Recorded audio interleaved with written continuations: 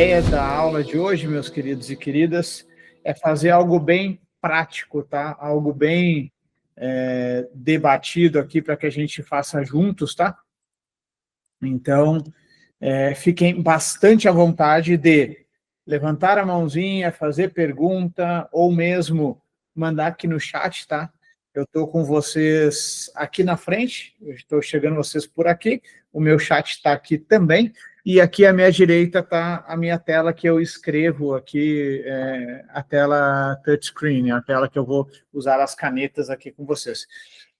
Então, basicamente, fiquem à vontade de me acionar, que eu estou vendo vocês aqui fisicamente também no chat. Vamos nessa para começar. Me digam aqui o que vocês acham, assim, em poucas palavras, tá, galera? Assim, uma frase curta no chat, por favor. O que seria se planejar para morrer?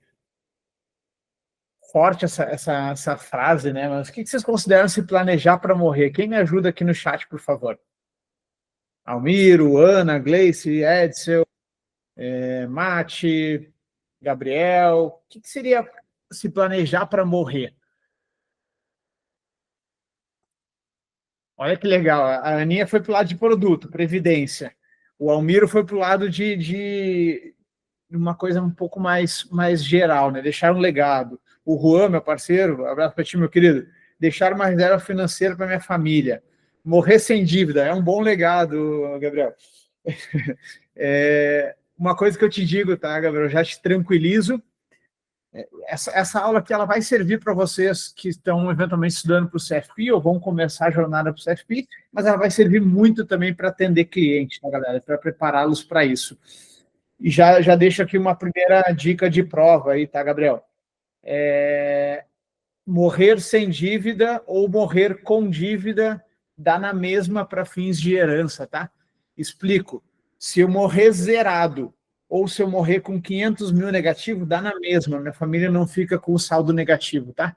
Então, as dívidas não transferem-se para os herdeiros, elas vão atingir somente até o limite da herança. Então, por exemplo, se eu deixar 10 milhões de patrimônio, um imóvel, um carro, uma fazenda, aí sim, meus familiares vão ter que quitar essa dívida de 500 mil reais.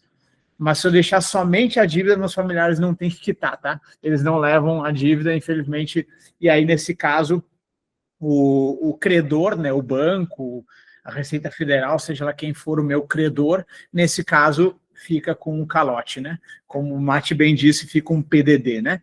Beleza? Tá bom? Não é nem PDD, né, Mate? PDD é uma provisão de devedor duvidoso. E, na verdade, aí seria, de fato, uma liquidação, né? Simplesmente o banco perde, né, essa grana. Mate, deixar a família bem com você e sem você. Legal, Mate, legal esta frase. Acho que a gente vai tentar responder um pouco aqui. A Gleice, deixar uma história. A Aninha, planejamento sucessório. Legal, legal, legal. Vamos em frente, vamos em frente. Para começar, vou trazer um case do Silvio Santos aqui. E a gente vai evoluindo ao longo da noite, tá? Case do Silvio Santos. Cara, Silvio Santos, morreu, né? Vocês sabem, com uma idade bem avançada. E esse cara deixou... A matéria aqui fala em 1 bilhão, mas depois se viu... Deixa eu pegar um amarelinho aqui. Se viu que na verdade, foi mais perto de 1 bilhão e 400, 1 bilhão e 500. Então, um dinheiro bem, bem, bem grande, né? E olha que interessante, galera. Esse cara conseguiu deixar tudo bonitinho. Olha só, preparou suas filhas para assumir o legado, evitando disputas familiares. Um pouco parecido com o que vocês falaram ali antes do legado, né? O Almiro falou, o Juan também falou uma reserva financeira para a família. Todos vocês deixaram, de alguma maneira, deixar a família tranquilo, né? Então, como é que ele conseguiu fazer isso, galera? Olha só, a gente vai começar com um case de sucesso, depois a gente olha um case problemático, olha alguns outros cases problemáticos, e depois eu venho com algumas boas práticas para vocês deixarem anotadas aí, para vocês provocarem os vossos clientes, bem como se provocarem a fazer também. Ok? Beleza? Então vamos lá. Olha que interessante, galera. O planejamento sucessório do Silvio Santos ele foi tão bem feito, que além de deixar tudo bonitinho, tudo certinho, ele ainda deixou a família com elisão fiscal. O que é elisão fiscal? Vamos comparar com evasão fiscal. Quem aí já viu, por exemplo, numa praça de pedágio, quando está indo com o teu carro lá, e aí chega no pedágio, lá o pedágio é R$5, R$10, R$20, seja quanto for, e aí tem uma plaquinha, evasão de pedágio é passível de multa, não sei quantos reais e ponto na carteira. O que é evadir? O que é ter uma evasão de pedágio? É fugir do pedágio, ok? Então, o que é uma evasão fiscal? Evasão fiscal é o seguinte, galera, depois do fato gerador de tributo, eu não pagar o imposto. Presta bem atenção. Eu tive o fato gerador de tributo, por exemplo, vender um imóvel com ganho. É um fato gerador de tributo, tudo bem? Outro exemplo, eu pegar e auferir renda, então eu ganhar R$100 mil do meu empregador. Isso é um fato gerador de tributo. Evasão fiscal é quando eu tenho o fato gerador de tributo e eu não recolho o tributo em relação a esse fato. Nesse caso é evasão fiscal, que é um crime fiscal, tá bom? Não confunda com elisão fiscal. Elisão fiscal, o que é? É entre duas escolhas tributárias, eu escolho a melhor para mim. Elisão, então, é uma escolha, ok? Eu escolho o que é melhor para mim. Elisão, no caso de uma viagem, seria escolher uma estrada que não tem pedágio. Vai ser um pouquinho mais longo, mas eu escolhi ir por dentro da cidade ao invés de passar pela autoestrada que teria pedágio. Então, elisão em relação a pedágio é escolher o caminho interno. Evasão de pedágio é estou na praça de pedágio, estou usando a estrada e deixo de pagar. Trazendo para o fiscal, então, galera, evasão fiscal é fato gerador aconteceu e eu não pago tributo. Elisão fiscal é isso aqui que o Silvio Santos fez. Ó. Justiça exime herdeiras de pagamento de imposto sobre fortuna de apresentador mantida no exterior. E aí se fala de 429 milhões de reais que ele tinha no exterior, que consequentemente geraram uma economia fiscal de 17 milhões de reais.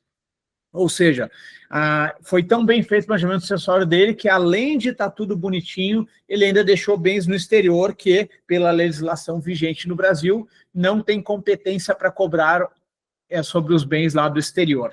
Beleza? E aí vamos nessa, galera. O Léo falou, sonegar de forma lícita.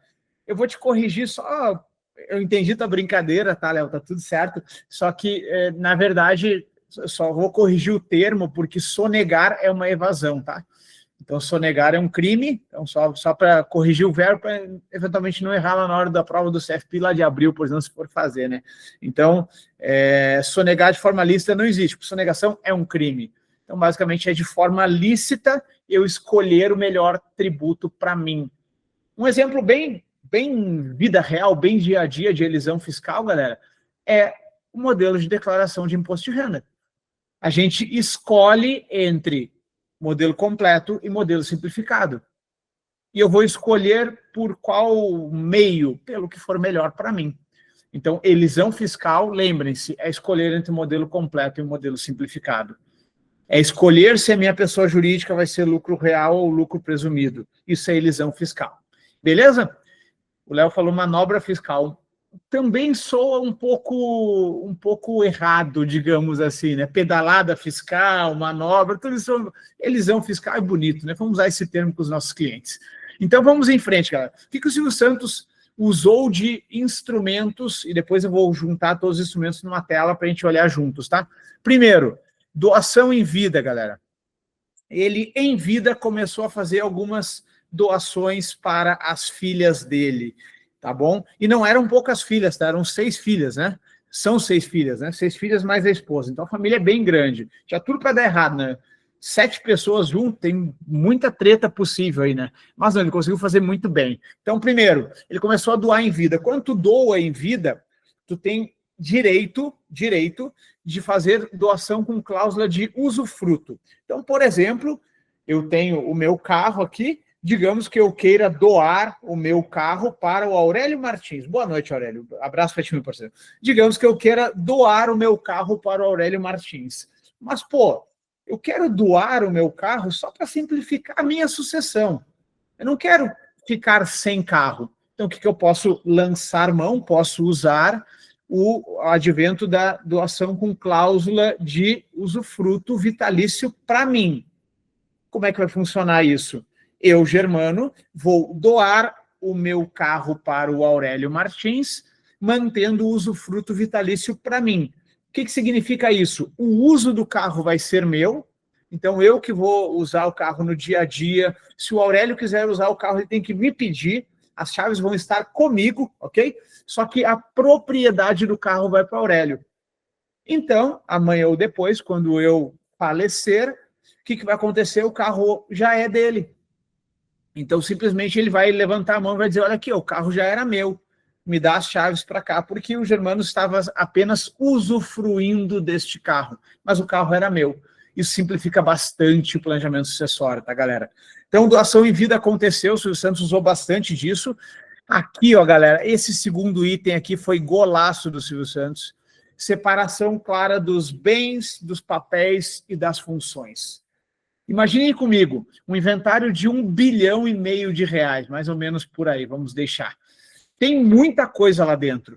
Ele tem um hotel, tal do Jequitimar, tem uma emissora de televisão, a SBT, tem dinheiro no exterior, lá 429 milhões de reais em Bahamas, tem dinheiro no Brasil, tem tudo. O cara tem um monte de carro, um monte de imóveis, tudo mais. Então, o que ele fez de forma muito bem feita? E eu provoco vocês que pensem sobre isso, tanto para vocês quanto principalmente para os clientes de vocês. Olhar para o cliente e perceber assim, quem é que cuida do teu patrimônio? Quem faz o quê na tua sucessão patrimonial? Então, o Silvio Santos fez o quê? Olha só, a Patrícia Bravanel vai ser a apresentadora do programa. Isso ele definiu. A outra filha dele vai ser diretora do SBT. A outra filha dele vai ser vice-presidente de finanças do SBT. Ele determinou as funções de cada filha. E aí vocês vão dizer, pô, todas essas filhas estão no SBT? Não. 2 filhas dele, que agora não lembro o nome, não estão ligadas ao SBT. E aí o que acontece, galera? Tu faz o ajuste financeiro, monetário dessa história. Então, por exemplo, digamos que pô, a Patrícia Bravanel aparecer lá no programa Silvio Santos, isso tem um valor, né? Então, a outra irmã levou, sei lá, 50 milhões de reais de liquidez a mais do que a Patrícia, por exemplo. Então, a justiça permite que tu faça essa separação clara de papéis, de bens e das funções de cada uma. Eu gosto muito de dar um exemplo que é o seguinte, tá?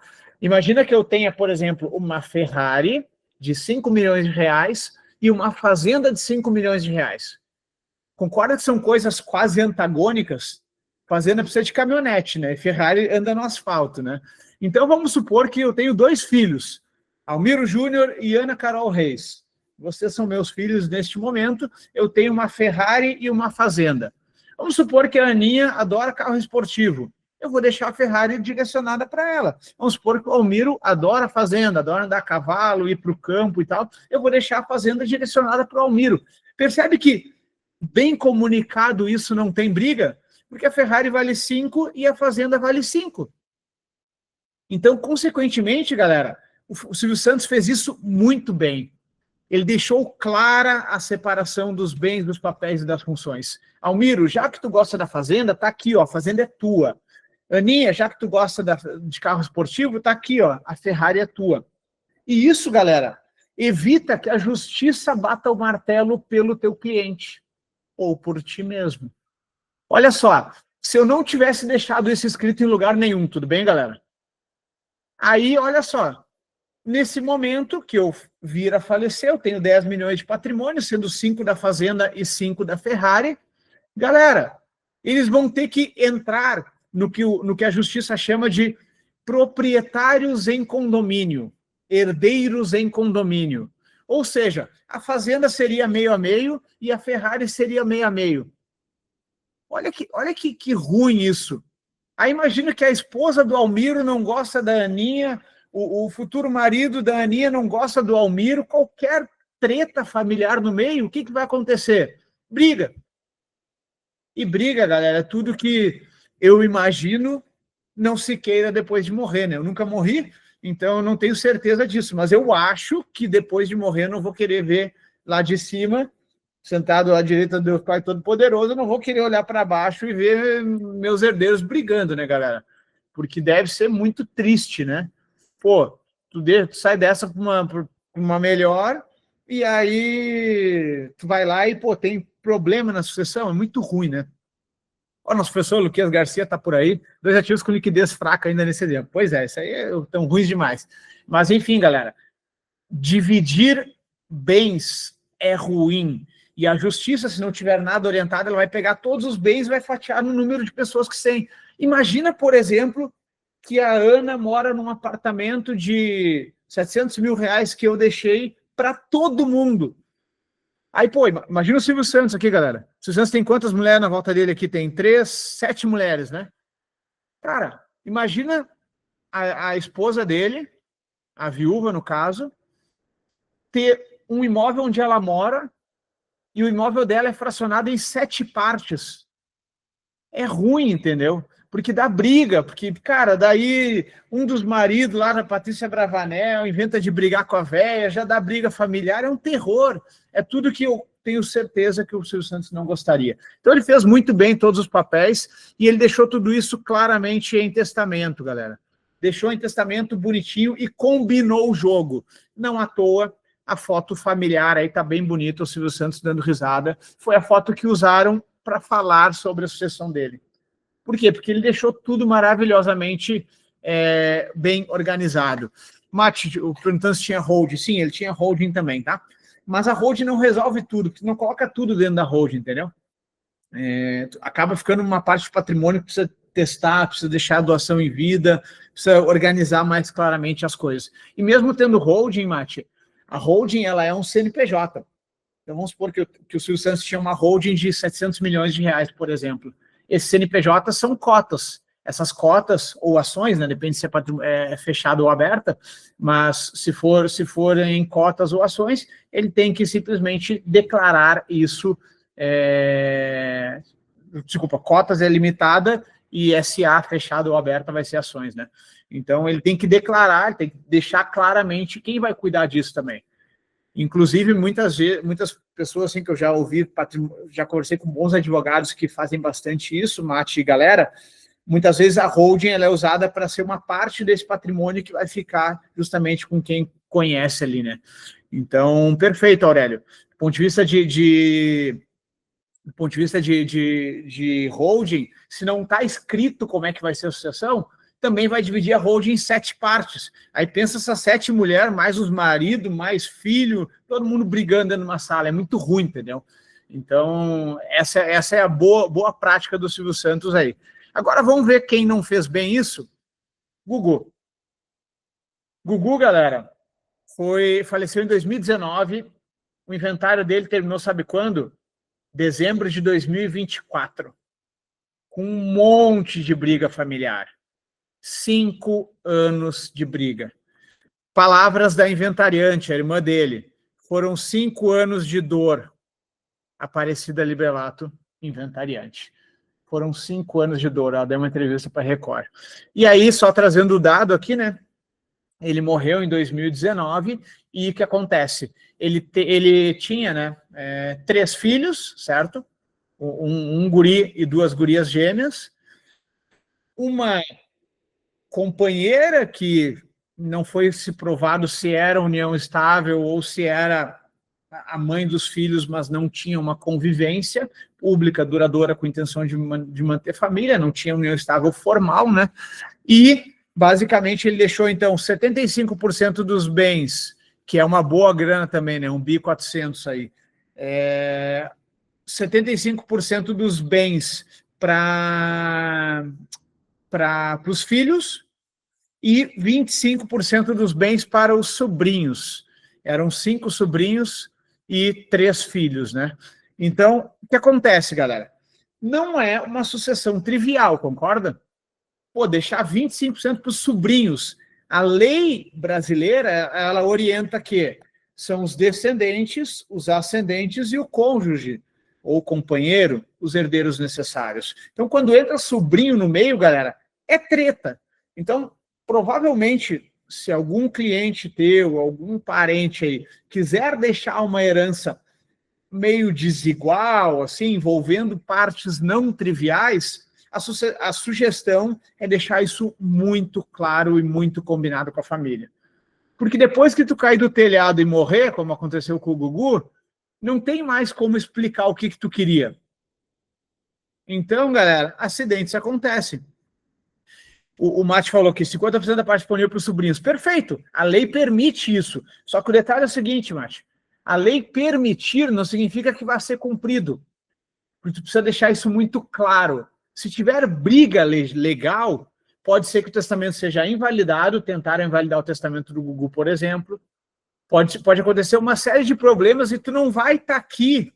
Tu não vai estar aqui para te defender, entendeu? Para dizer, não, ô pessoal, peraí, para o julgamento aí, porque o que eu quero é isso. Não. Então tem que deixar muito combinado o jogo. E é isso que eu vou provocar em vocês ao longo dessa noite de hoje, tá? Outra coisa que é não trivial, digamos assim, né? Irmã inventariante. O que se fala do inventário, né, galera? O próprio Código Civil, ele orienta o quê? Orienta que o inventário seja basicamente o cônjuge, certo? É o primeiro inventariante sugerido pela justiça. Então, o cônjuge ou companheiro sobrevivente é o inventariante principal, digamos assim. Depois, se não for o cônjuge inventariante, vai ser o herdeiro que estiver na posse ou administração dos bens. Se esse cara não quiser ser o inventariante, vai ser qualquer herdeiro. Se não quiser, vai ser um herdeiro menor representado pelo Ministério Público ou pelo representante legal. E se não for, também vai ser o testamenteiro, aquele que foi confiado pelo testamento a suceder, tá? Então, nesse caso aqui, o Gugu colocou, via testamento, a Aparecida Librelato, que é a irmã dele, como inventariante. Isso também não é típico, também não é trivial. Ou seja, ele quis fazer algumas coisas não triviais na sucessão dele e, com isso, acabou complicando a vida. Sabe o que aconteceu? O filho dele, ele deixou uma intenção, né? Que ele ajudaria o filho e as filhas com 75% e os sobrinhos com 25%. Segundo o João, que é o filho mais velho, né, hoje está com 20 anos, então era menor na época que o pai faleceu, né? Segundo o João conta, né, contou nas entrevistas e tal, a intenção do Gugu era que os menores vão proteger os seus pais, no caso, né? Então não precisa deixar, por exemplo, para a irmã. O Gugu não deixou nada para a irmã Aparecida Liberato, por exemplo. Por quê? Porque ele confiava que os filhos dela a cuidariam financeiramente. Só que aí, isso é não trivial, galera. Então, o que é não trivial precisa ser muito transparente. E nesse cenário, as filhas do Gugu entraram a favor da mãe delas. Dizendo, peraí, minha mãe não vai levar nada? Como assim? Tal. E aí deu briga familiar, galera. Obviamente, olhar para o passado é muito simples, né? Mas a minha provocação aqui hoje é justamente que a gente olhe para o futuro, tá? Mas, olhando para o passado, o que faltou foi uma boa conversa de família. Do Gugu sentar na sala com o seu filho, com as suas filhas, que já eram adolescentes na época, e com a própria companheira, e dizer assim, olha só, tu não vai ficar com recurso por causa disso, eu vou deixar para os menores, que eles vão cuidar de ti. Por outro lado, eu vou deixar aqui sei lá, uma pensão para ti, alguma coisa nessa linha, entendeu? Uma coisa que ajude no fato. Ele deixou bastantes coisas não triviais e não deixou tão transparente. Então, o processo custou, com toda certeza, bons milhões de reais. Já custaria normalmente, com um litígio, então, custa ainda mais. E o que é mais triste, porque, afinal de contas, um bi 400 ou um bi 100 não vai mudar muito, né? A família tem muito dinheiro, mas o que muda, com certeza, é a união da família. A família certamente se desgasta muito. O Almir acabou de colocar aqui no chat, né? Então, galera, no fim das contas, uma coisa aqui que lembrete aí para eventualmente legal, tá? O inventariante, ele teria direito, o juiz pode arbitrar, né, que o inventariante leve entre 1 a 5% da herança, certo? 5% é o teto. O inventariante é aquele que trabalha no inventário, né, o responsável pelos bens durante esses 5 anos. Ele só não vai receber esse valor se, porventura, ele for um dos herdeiros, porque ele tá atuando em causa própria, né? Porque, afinal de contas, vai ser um dos herdeiros. Então, no caso, a Aparecida Liberato teria direito a pedir para o juiz de 1 a 5% da herança. Ela abriu mão disso, ela disse que fez por um ato de amor para o Gugu, certo? No testamento, ela era determinada ali como a pessoa a cuidar disso tudo. Então, a Aparecida Liberato abriu mão de receber a parte de inventariante e a companheira possível do Gugu abriu mão da união estável, então se cumpriu o que o testamento pediu, 75% para os filhos e 25% para os sobrinhos, a dividir lá entre 5, né? Então, galera, vamos em frente, olhar outros cases e ir aprendendo. Você está gostando dessa dinâmica? Tá bacana aí para vocês?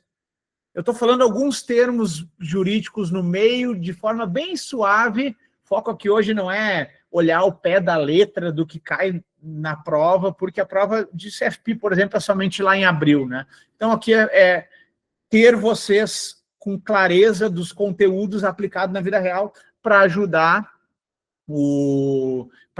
aí o dia a dia de vocês, para provocar melhor os clientes também, para pensar nos casos de vocês. O Mate perguntando, se o inventariante não abrisse mão, pagaria TCMD? Sim. O legatário, né, o inventariante não paga TCMD, tá? Nada se transfere gratuitamente nesse país. Vamos em frente. Quer dizer, nada é exagero, né? Os patrimônios no exterior, patrimônio exterior, esse, no momento, está isento de TCMD, porque não tem jurisdição para cobrar. Bem como o seguro de vida e previdência, que também, no entendimento da STF, é que são isentos de TCMD. Vamos em frente. Outros casos, olha só, galera. Robbie Williams suicidou em 2014, e aí deu disputa familiar e tal, basicamente. Aí é muito complicado, né? Porque quando é alguém que tem legado além de patrimônio, então, por exemplo, cuidado com a marca. Não sei se você sabe, mas cada vez que passa um filme do Robbie Williams na sessão da tarde, ele ganha meia dúzia de dólares lá, né? Músico é a mesma coisa, tem os direitos de imagem, né? Tem os direitos também sobre as canções, os direitos sobre a obra, né? Então, volta e meia acontece com artistas, por exemplo, que cuidam dos bens. Tem uma treta envolvendo a família da Tarsila do Amaral, por exemplo. Enfim, pessoas que têm uma obra notória, né, especialmente artistas e tal, recebem dinheiro mesmo depois de morto. E o Robbie Williams teve um problema importante lá, e basicamente o que aconteceu, né? Eles tinham uma distribuição conflitante ali e tal, e acabou dando problema na família pra caramba. A esposa dele não falou com os filhos, porque os filhos eram de casamento anterior. Então, é problema na certa, né? Robbie Williams foi um caso de inventário, se calcula aí mais de 2 milhões de dólares de custos advocatícios para mediar o conflito. Então, é muito triste, né? Pô, o cara suicidou e depois briga por família, enfim, problema, né? Então, Robbie Williams tinha o quê, né? A esposa, a viúva, no caso, né? E também tinha 3 filhos do casamento anterior. Então, esse tipo de coisa acontece bastante problema, né? Principalmente que não é na mesma família. Vamos lá. Prince, cantor, né? Músico faleceu em 2016, sem testamento, com uma fortuna de 300 milhões de dólares. Fortuna bem generosa também. E olha só, mais de 45 pessoas se apresentaram como herdeiros. Quando não se tem clareza familiar, e é o caso do Prince, né? Ele não era casado, não tinha filhos e tal, aí, galera, nossa, aí tu vai deixar na cabeça de um juiz que não vai entender nada para fazer a sucessão dessa pessoa. É bem complicado, tá, galera? É mais difícil ainda fazer Quando se tem uma clareza de família, já dá problema. Imagina quando não se tem uma clareza de família. Então, aqui fica bem claro, assim, né, galera, que temos um problema, concordam? Não olhar para isso é um problema. Ponto. Então, o que significa isso, galera? Que eu trouxe aqui a provocação. Como evitar isso? Acho que o primeiro passo é parar com essa burrice de dizer que não vai pensar em morte porque isso atrai. Pelo amor de Deus, galera, isso não é papo para o planejador financeiro. Isso é papo para quem está fora. A gente, como planejador financeiro, como profissional de finanças, precisa falar dos riscos com o cliente, galera. Ah, não vou falar de morte porque atrai nada. Para. Não vai. Se eu falar em atropelamento, você é atropelado. Não vai, se for descuidado. Se não olhar para o lado, para os dois lados. Se estiver em Londres e não olhar para o lado contrário, tu vai ser atropelado, porque lá a mão é inglesa. Mas enfim, galera. Então, reconhecer que a morte existe, que tu pode estar fazendo um trabalho besta no telhado da tua casa, lá em Orlando, como o Gugu, cair e morrer.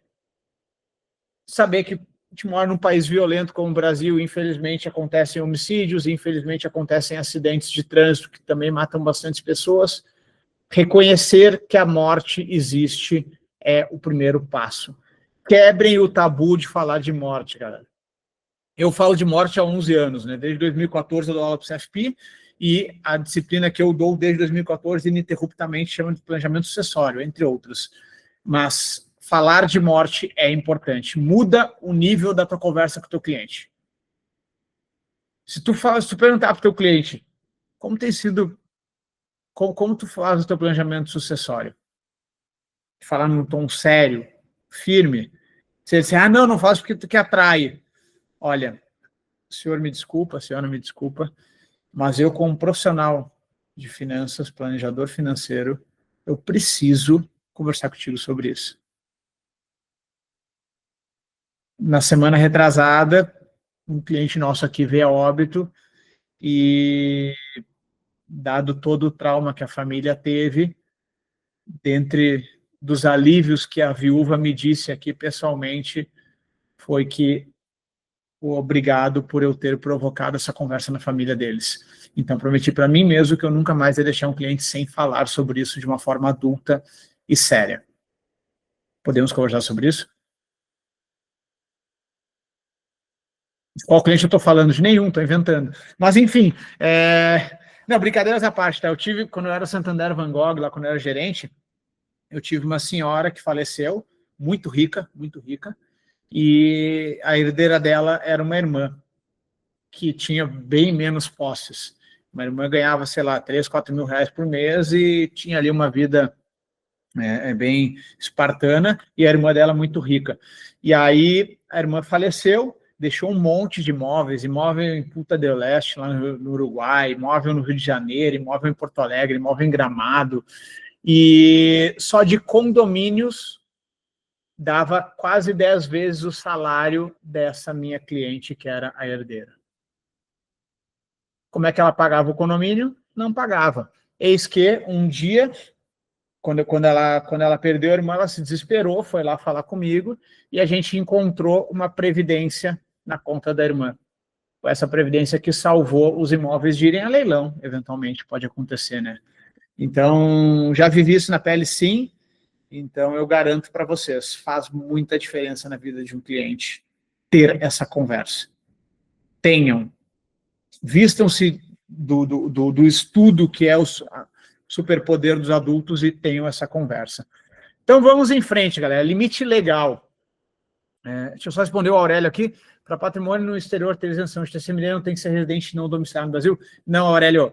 O atual, 22 de outubro de 2025, o STF deixou claro que nenhum estado tem competência de cobrar ITCMD sobre bens no exterior.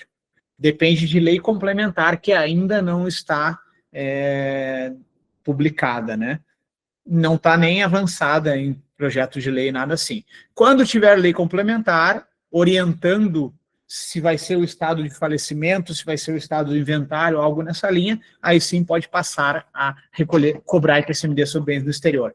Mas foi justamente essa decisão do STF que baseou a isenção lá do Silvio Santos. Ele era residente fiscal do Brasil e teve 17 milhões de economia tributária sobre os bens em Bahamas. Limite legal, galera. Por mais que tu faça tudo bonitinho, tu queira fazer tudo maravilhosamente bem, a lei permite apenas uma limitação de alcance desse planejamento sucessório. E qual é a limitação? 50% dos bens, que é a parte disponível, tá? Então, essa parte aqui é a limitação onde o meu desejo alcança. Então, vamos supor que eu tenho Almiro, Ana, como filhos, como eu falei ali antes, e eu quero deixar tudo para o Cássio, para o Mate e para a Gleice, que são meus amigos, são meus alunos, eu gosto muito deles. Eu não posso simplesmente dar 100% para a Gleice, para o Cássio e para o Mate. Por quê? Porque eu tenho que atender a legítima. O que é a legítima? Então, afasta a meação.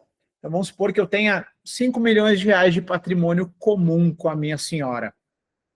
No momento que eu faltar, 2 milhões e meio são dela, 2 milhões e meio são meus, certo? Simplesmente são os bens comuns do casal. Então, 2 milhões e meio são dela, não entra na minha herança, os 2 milhões e meio que são meus vão compor a minha herança junto com os meus bens particulares. Estou dando exemplo do regime legal, né? Beleza.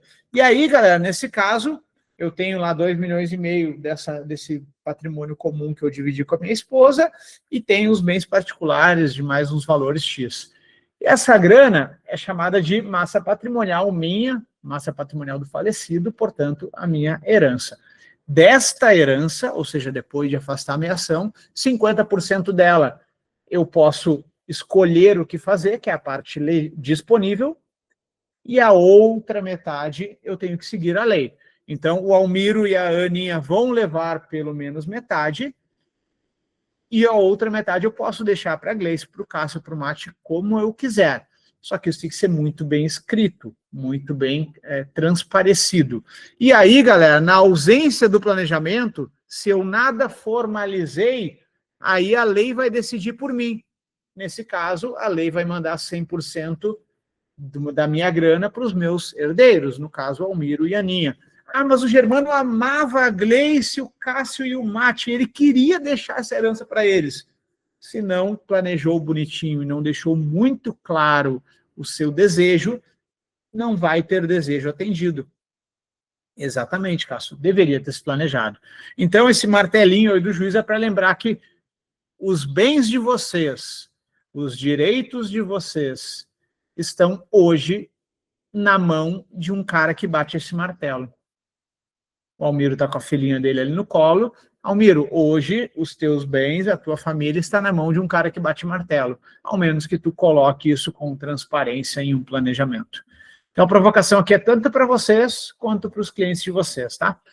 Vamos em frente. Possíveis instrumentos aí, galera, que a gente tem, então. Antes de entrar nos instrumentos, alguma dúvida até agora, enquanto eu tomo uma água aqui? Alguma dúvida que vocês queiram perguntar aí, seja via chat ou seja via microfone, fiquem à vontade. Vou tomar uma aguinha aqui enquanto isso.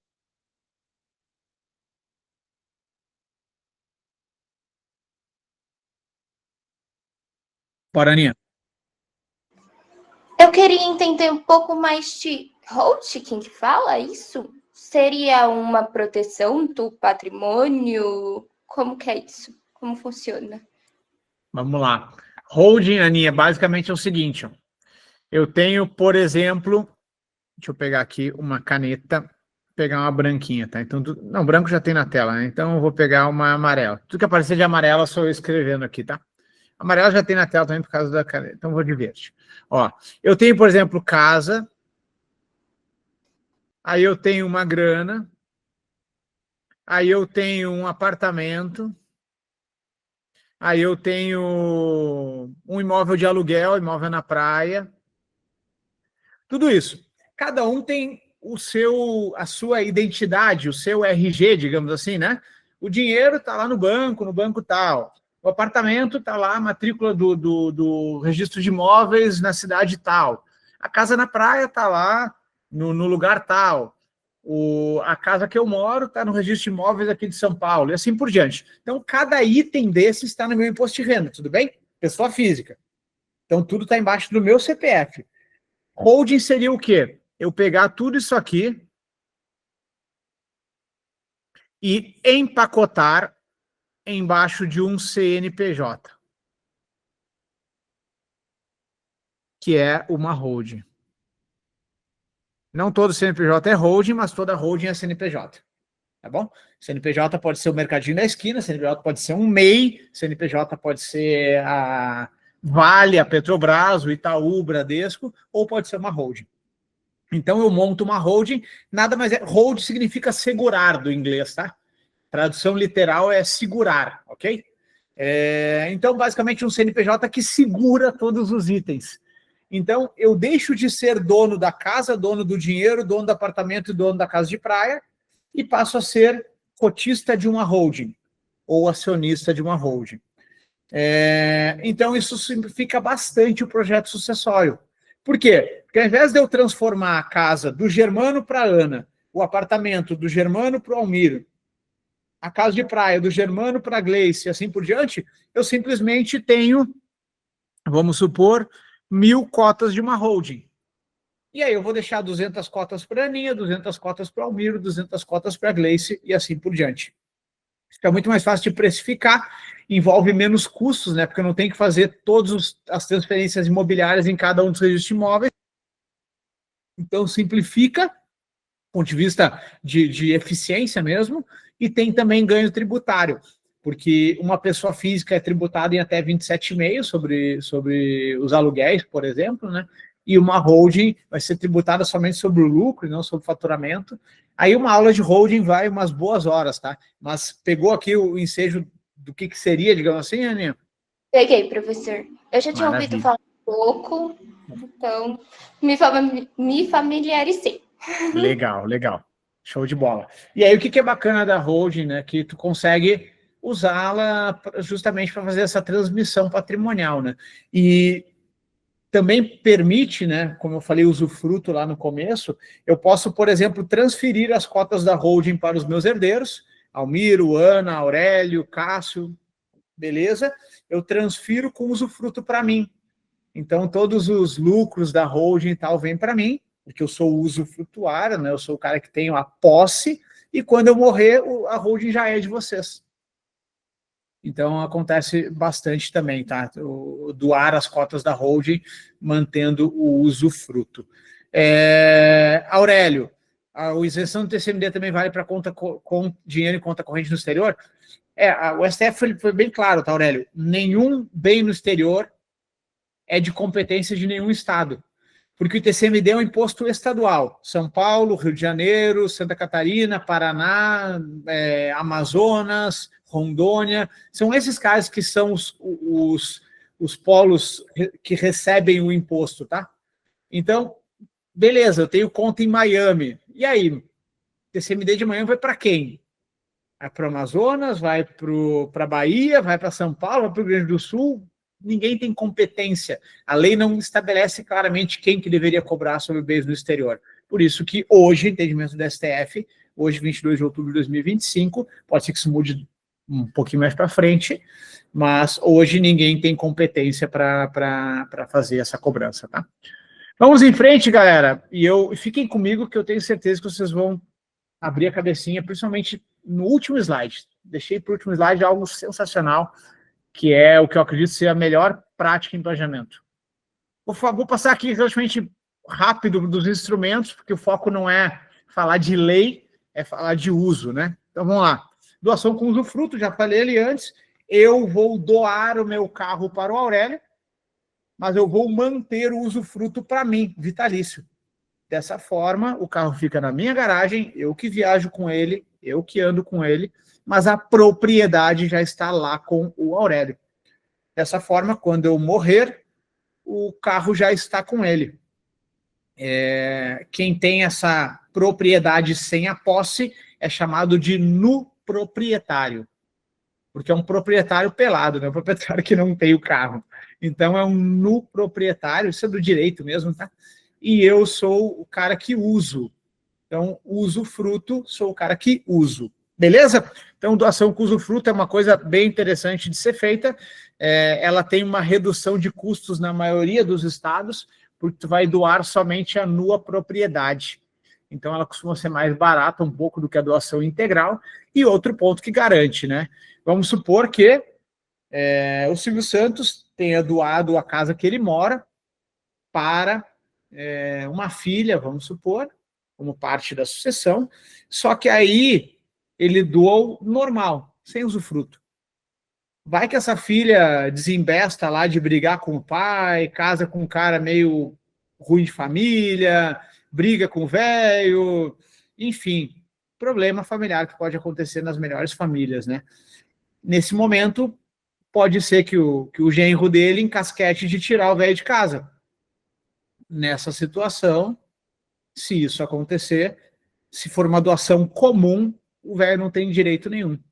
Se for uma doação com usufruto, é registrado bonitinho na matrícula do imóvel que o uso daquela casa é do Silvio Santos até a morte dele. Ponto. Ninguém tira o velho lá de dentro. Ok? E se... Vamos ao exemplo, né? E se a pessoa que é o proprietário morrer?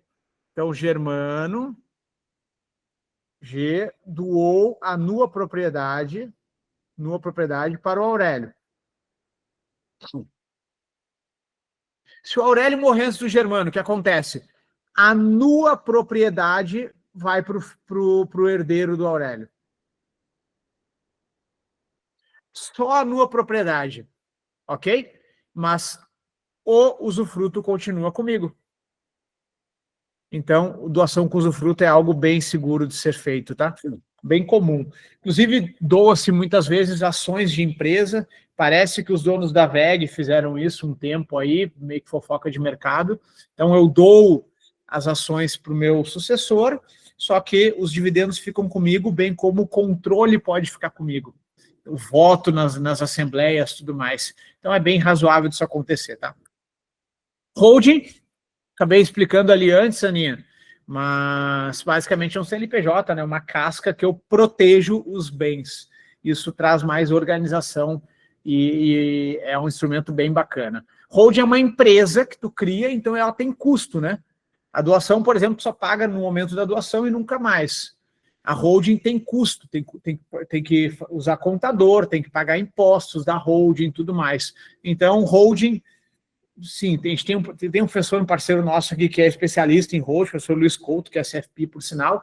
Ele comenta assim que a partir de 5 milhões de reais começa talvez pensar numa holding, mas para parar de pé mesmo a partir de 10 milhões de reais, tá? Só para vocês terem uma ideia de grandeza aí. Então, é para patrimônio maior, né? Não vai abrir holding para 300 mil reais, porque não compensa os custos.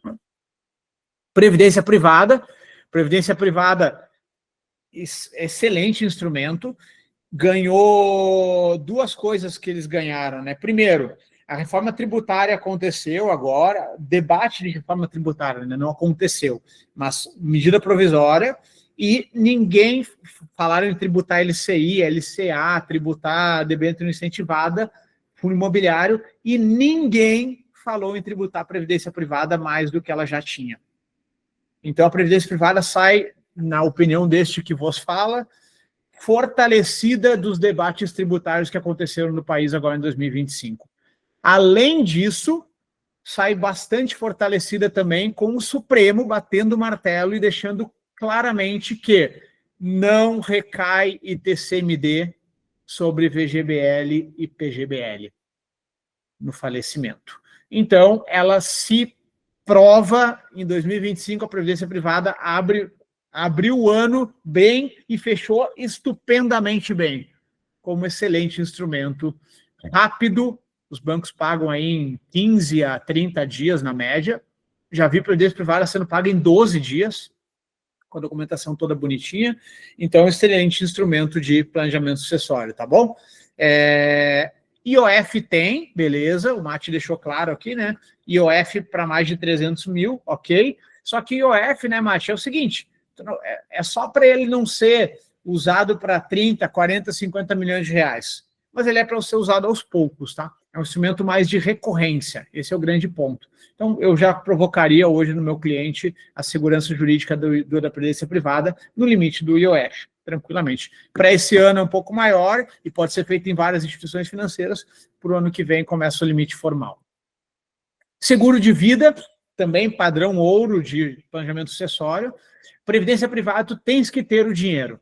Então, por exemplo, um inventário médio em São Paulo se fala entre 10% e 14%, tá? De custos, tá bom? Entre 10% e 14% de custos. Ou seja, para um cidadão que tenha 10 milhões de patrimônio, ele deveria ter mais ou menos 1.400.000 num desses instrumentos aqui, especialmente essa duplinha, que é o instrumento mais rápido de planejamento acessório que tem. Essa duplinha é muito boa, tá? Prev e seguro de vida. Então, esse cidadão com 10 milhões de patrimônio, uma fazenda, um carro, uma casa no interior, uma casa na praia, 10 milhões, deveria ter 1.400.000 aí, mais ou menos, de liquidez plena. Se isso for razoável de colocar em previdência privada, beleza. Mas se não tiver essa liquidez toda em cash, né, em dinheiro, uma pólice de seguro de vida é bastante mais barata. A depender da idade, com algo como uns 4, 5 mil reais por mês, aí está conseguindo ter essa cobertura de 1.400.000 reais. Então, o seguro de vida exige menos capital, né? Isso é bem importante de deixar claro. Então, um desses dois tem que ter. Eu tenho os dois, tá? Eu tenho previdência privada, eu tenho seguro de vida. Então, são instrumentos classe A aí em sucessão. Aqui, galera, testamento e testamento vital são documentos bem importantes também. O testamento, ele é patrimonial, então eu coloco lá, eu quero deixar a parte minha que é disponível para a Gleice, para o Cássio e para o Mate, que eu estou brincando aqui na situação, legal. O Estevam pediu o Opala 6 cilindros, ele já deixa para o Estevam também, então pode funcionar, funciona bastante bem, tá? Então o testamento, prestem atenção, galera, o testamento ele só tem eficácia, ou seja, ele só começa a valer na morte, tá bom? Se eu fizer testamento hoje, mas eu estou vivinho da Silva aqui, ó, estou bem, ó, tá bom? Sou eu, não sou inteligência artificial, estou vivo. Ele não tem valor nenhum, tá? Então, se eu escrever um testamento hoje, dizendo o Estevão ganha o Opala 6 cilindros, e eu não morrer, ele não tem valor nenhum. O Estevão não pode vir aqui em casa e pegar o Opala sem a minha permissão, tá bom? Então, ele tem valor quando morrer. Somente na morte. Diferente da doação, que é um valor imediato no ato da doação. Não preciso morrer para a doação valer. E aí, galera, o que é importante? O testamento, o último é o que vale. Então tem que ter muita atenção, tá? Regularidade de acompanhamento dos bens. Pô, uma vez por ano, dá uma revisada ali para ver, daqui a pouco, se tem algum beneficiário aí, algum legatário, né, que é o beneficiário do testamento, que daqui a pouco tenha falecido. Pô, deixei para o meu tio lá, que era super meu amigo, tinha muito carinho por ele, ele faleceu. Eu tenho que ir lá revisar meu testamento para não dar problema, né? Então, muita atenção nesse ponto. O testamento tem que ser redigido por um advogado, galera. Não orientem seus clientes a fazer em casa, nem com chat GPT, porque se o testamento estiver ferindo alguma coisa da lei, provavelmente o juiz não tenha conforto de dar sequência nele. E aí de nada adiantou, né? Então o testamento tem que ser muito bem entendido, muito, muito claro, tá bom? Pode acontecer de ter herdeiros depois herdeiros supervenientes, que chama, né? Então fiz meu testamento em 2025, vamos supor que em 2035 chegou um herdeiro novo na parada. Chegou, sei lá, um neto novo, um filho novo, sei lá, qualquer coisa, qualquer novo nascido ali, né? E aí já muda as cláusulas do testamento. Então tem que ser muito bem feitinho para não agredir a lei. Se o testamento fere a lei, ele deixa de fazer sentido, tá? Cartório e honorários, Lucas. Cara, a Dani Hadi, nossa professora do MBA Shark Pro, né? Ela é advogada de família há mais de 10 anos, e ela costuma falar aí que gasta ali entre 200 e 2 mil reais, depende um pouco do cartório, do que tu vai manifestar e tal, mas é um instrumento barato, tá? Não estou dizendo que seja pouco dinheiro, 1.000 reais, 2 mil reais, mas é um instrumento barato, não é um instrumento que vai custar 200 mil reais, por exemplo, tá? Então, os clientes acabam tendo condições de pagar isso e vale a sugestão. A Aurélio perguntou, procuração em causa própria. O que seria procuração em causa própria, Aurélio? Para qual sentido? Deixa eu entender um pouquinho mais. A Milena, CDB, LCA, tudo entra no inventário, tudo tem que pagar TCMD, Milena. Tá bom? Tudo tem que pagar TCMD. Inclusive, pela legislação, os bens são bloqueados imediatamente, tá? Inclusive conta corrente. Então, deixar dinheiro em conta corrente não serve como planejamento sucessório. A classe A de planejamento sucessório é isso aqui, ó, galera. Previdência e seguro de vida. Com outras coisinhas, né? Com testamento e tudo mais. Aqui, ó. O procuração. Aurélio, cara, vou ser bem sincero, tá? Me pegou agora de procuração assistindo com falecimento, mas eu acho que sim, tá? Acho que sim, porque o testamento ele é o documento que vai ser depois, né? Ali entre inventariante, procuração é para ser o meu representante, mas eu tenho que estar vivo para ser representado. Precisaria pesquisar no detalhe do Código Civil, tá? Mas eu apostaria agora que procuração se extingue com falecimento, tá? Acho que não faz muito sentido, não. Cuidado, tá, Milena? Ela falou aqui do co-titular fazendo o último saque. Cuidado. Eu já vi caso, sendo bem franco com vocês, se eu vi mesmo, do gerente ser chamado para explicar para o juízo aquela movimentação financeira. No momento que a pessoa falece, a conta tem que ser bloqueada, tá? E não movimentada. Aí chega, por exemplo, um co-titular na agência lá. Vai saber se ele é o inventariante. Provavelmente não seja, ou possivelmente não seja. Nesse caso, tu vai ter o quê? Consequentemente, tu vai ser, talvez, Aí o co-titular vai lá e resgata 100 mil reais, sendo que ele não era o herdeiro. Ou a parte da herança dele era 30 mil. Aí vai lá, o cara some com o dinheiro, é treta, tá, galera? Então, cuidado. Chegou falando de falecimento, não resgata, liga pro teu jurídico na hora, tá? Liga pro teu jurídico na hora e fala, tô caso de falecimento, qual é a orientação? O titular tá aqui na agência querendo fazer tal coisa. Liga pro jurídico, tá bom? Então, ó, a Aninha e a Bruna confirmando aqui que a procuração perde os poderes, perfeito, era o que eu imaginava, mas tá tudo certo. O Jardel falando, se a conta for conjunta com outro herdeiro que faz parte da divisão, cara, não mexam em dinheiro. É a dica que eu dou, tá? De ouvir muitos profissionais e dar aula desse troço há 11 anos. Não mexam em conta corrente. Tu não sabe se é o único herdeiro, tu não sabe qual é o tamanho do inventário, não sabe nada, tu não tem informação, tu está míope ali. Então, no momento que tu autoriza 100 mil de resgate, no momento que tu autoriza 50 mil de saque, tu está mexendo no inventário. Só pode mexer no inventário quem é inventariante com autorização judicial. Essa é a lei. Tá bom? Se o cara sacar no caixa eletrônico, beleza, ele que se vire com a lei depois. Mas não participem disso, galera. Na boa, não participem disso. Porque pode ter filho fora do casamento, pode ter filho não reconhecido. O Pelé, por exemplo, teve uma filha reconhecida. E aí? Vai saber se o Edinho, o ex-goleiro do Santos, levou o dinheiro certo. É treta, galera, é treta. Não se metam nessa, tá? Vamos lá. Aqui o Almiro. Tivemos um caso recente, o co-titular resgatou os investimentos e transferiu para a conta individual. A justiça bloqueou todo o patrimônio. É isso aí. Segurança é aqui, galera. Previdência privada e seguro de vida. Testamento vital. Testamento vital, o que é? O que vai acontecer comigo se eu ficar inválido amanhã? Se eu ficar incapaz amanhã? Se eu entrar em coma amanhã? Para qual hospital eu vou? Para quais tratamentos podem fazer? Isso tudo é testamento vital, é testamento da minha vida, tá bom? Sobre o meu físico, não o meu patrimonial. Então, testamento vital, tem um caso bem famoso da dona das Pernambucanas, que é uma bilionária aí, perto de 2 bi, que ela está ali no Einstein em coma, inclusive, dona Anitta, e ela tinha testamento vital para a secretária. Ela não tinha descendentes, nem esposa, nem esposa.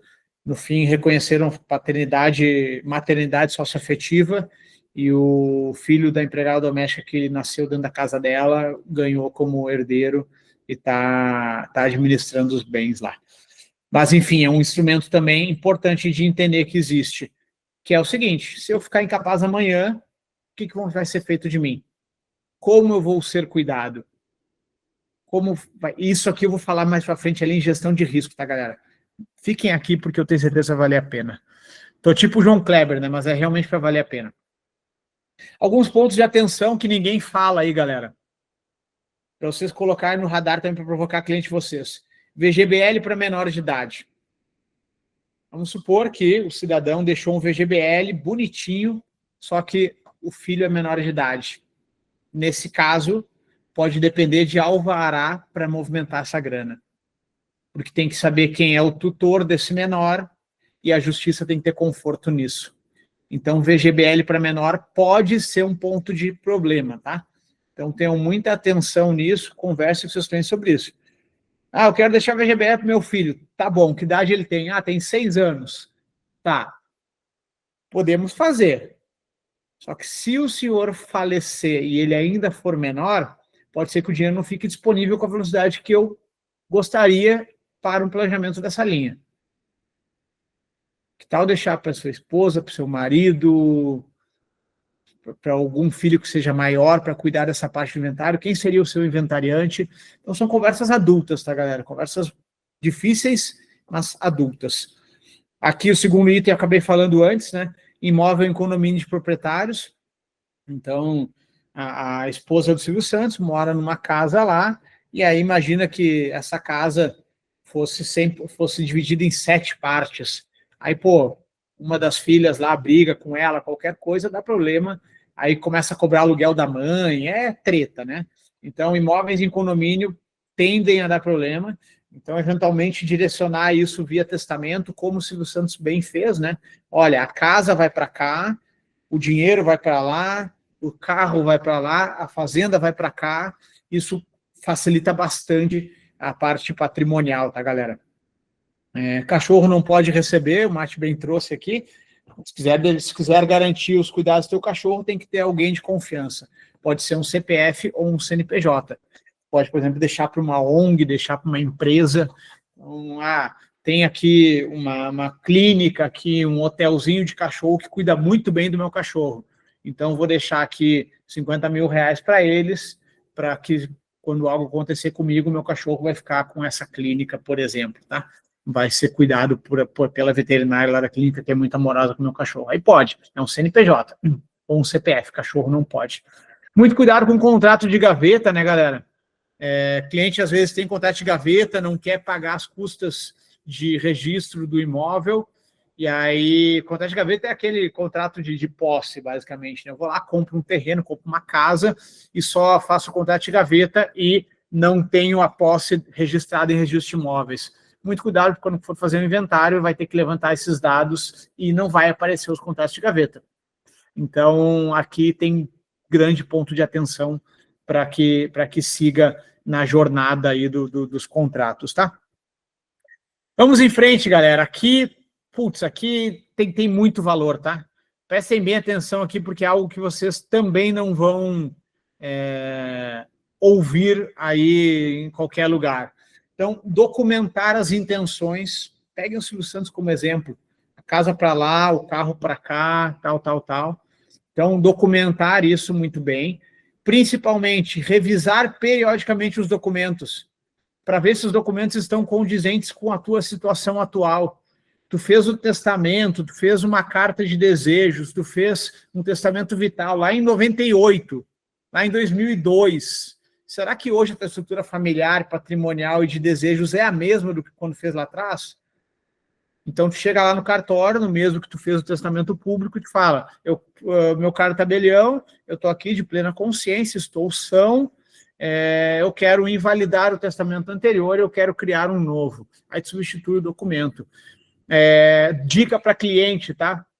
Se tiver uma idade mais avançada, pega um relatório médico e coloca junto no testamento. Por quê? Uma das coisas que invalida o testamento é um dos herdeiros, que foi desprestigiado ali no testamento muitas vezes, né? Um dos herdeiros dizer que o velho era incapaz quando fez aquele testamento. Aconteceu com o Cid Moreira, tá? O filho tentou atacá-lo dizendo que ele não tinha capacidade mental de fazer aquele testamento. E o velho não está mais aqui para se defender, né? Então, sugestão, essa é de advogado bom, tá? Quando for fazer um testamento, tiver uma idade mais avançada, ou tiver algum problema importante de saúde, alguma coisa, investe R$1.000 num médico ali, pega um médico que tenha o teu histórico, o teu prontuário, e coloca junto no tabelionato. Leva o médico lá no tabelião, se for o caso. Ó, o doutor tal me conhece, me atende há 10 anos, ele tem todo o meu prontuário médico, ele sabe que eu tenho plenas capacidades mentais e está aqui atestando que eu, no dia 22 de outubro de 2025, tenho plenas capacidades mentais de fazer esse testamento. Perceberam o nível de detalhe, galera? E eu juro para vocês, conversando nesse nível com o cliente vai te amar. Ele vai te dar um beijo na testa e vai dizer assim, meu Deus do céu, como é que eu nunca tinha pensado sobre isso? Eu prometo para vocês, eu juro para vocês, tenham essa conversa com os clientes de vocês, que vocês vão mudar o nível de confiança que o cliente tem em vocês. Esquece, é outro patamar, é outro patamar. Então aqui, ó, comunicação transparente com os interessados, isso o Silvio Santos fez muito bem, né? Então reuniu a família e deixou claramente, Almiro, tu gosta da fazenda, vai ficar com a fazenda. Aninha, tu gosta da minha Ferrari, tá aqui a Ferrari. Se for o caso, coleta essa clareza de que entendeu tudo. Então, daqui a pouco, coleta um documento do Almiro, dizendo, Almiro, eu tô ciente que meu pai fez esse testamento aqui, estou confortável com isso. São coisas que lá na frente, quando eu falecer, o juiz vai entender que tudo isso foi feito no momento de paz. E, galera, eu já passei por algumas sucessões de cliente e tal, de conhecidos, e depois que morre, galera, é um Deus nos acuda, assim, que infelizmente, depois de morrer, não dá mais para ter essa conversa. Essa conversa tem que ter sido hoje. Tem que ter sido, não, tem que ter acontecido hoje. Se não aconteceu hoje, que ela aconteça amanhã, galera. Essa conversa tem que acontecer. Depois, ter conhecimento dos regimes de casamento e considerar pactos.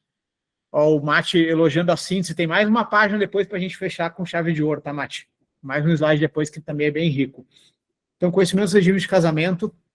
Então, entender, né? Qual regime que eu casei? Como que vai ser a sucessão perante esse regime? Eu quero isso? Eu estou confortável com isso?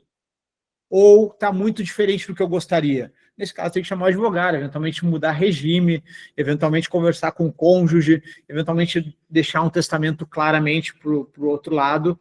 Pegaram aqui, galera? Então, documentar as intenções, revisar periodicamente esses documentos, comunicação transparente com os interessados. Anotem essa dica do médico, que ela é muito boa, tá? Idade avançada, leva um médico junto, faz esse documento de plenas capacidades na hora de fazer o testamento, que vale a pena, tá? É um dinheiro bem investido. E aí, galera, para a gente evoluir aqui eu falei de planejamento sucessório, né? Mais documental mesmo. Aí agora, galera, pá, isso aqui, assim, ó, é golaço. Aqui é golaço demais. É demais. Boas práticas de gestão de riscos. Bens. Inventário de ativos. Isso aí é para ter, Almiro, com a tua esposa essa conversa, cara. Mate, é para ter com a Amanda essa conversa, cara. Galera, essa conversa tem que existir. Teu cliente tem que ter essa conversa com alguém. Ah, não confio na minha esposa. Pode ser que o cliente fale essa bobagem, né? Mas se for uma verdade, que seja com o advogado, que seja com o irmão. Alguém tem que saber dessas coisas. Isso é gestão de risco, galera. Eu nem trouxe como sucessão, tá? Eu trouxe como gestão de risco.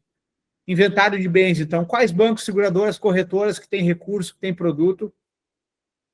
A seguradora só paga se alguém bater na porta lá, tá? Se o cara tem uma Prudential, uma MetLife, se o cara tem uma MAG, ou tem um seguro lá no Bradesco, tem um seguro lá no Itaú, se ninguém bater na porta da seguradora, não vai pagar. Tem que chegar lá e dizer, meu pai morreu, senão não recebe seguro, galera. E aí vamos supor que o cara tinha seguro na MAG e na MetLife, tu não soube disso. Esquece, perdeu o seguro.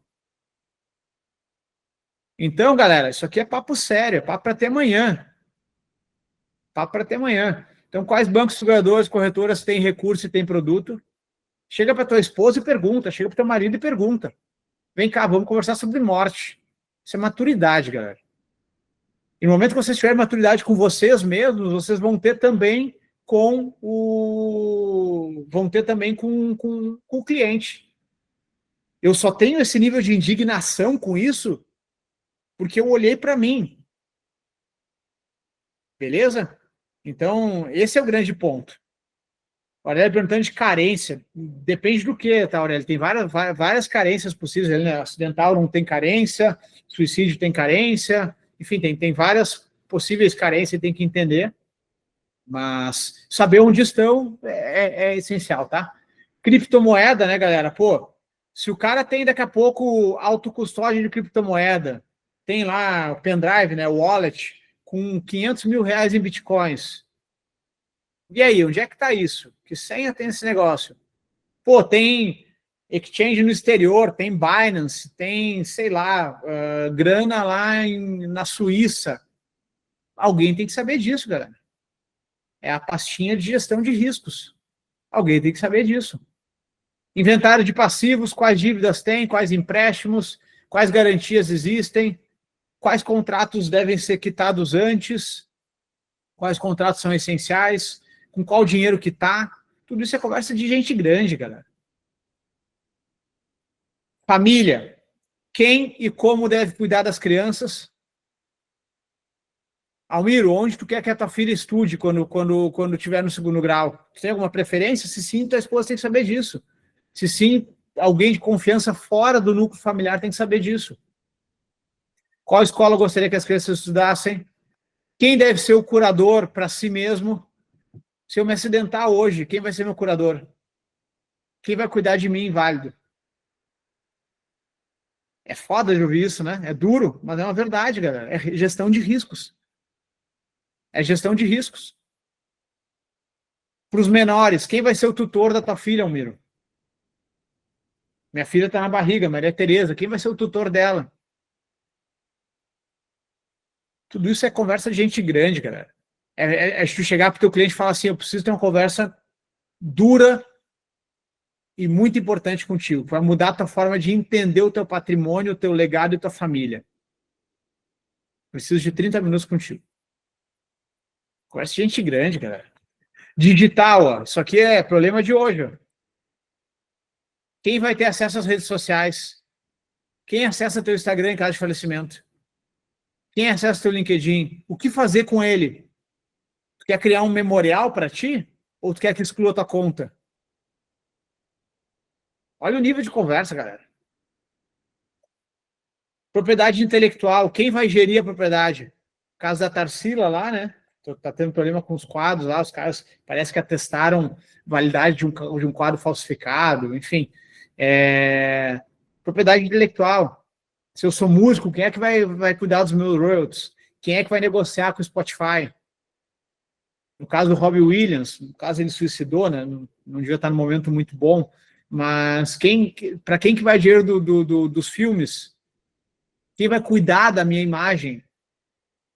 Quem vai gerenciar a minha imagem pós-morte?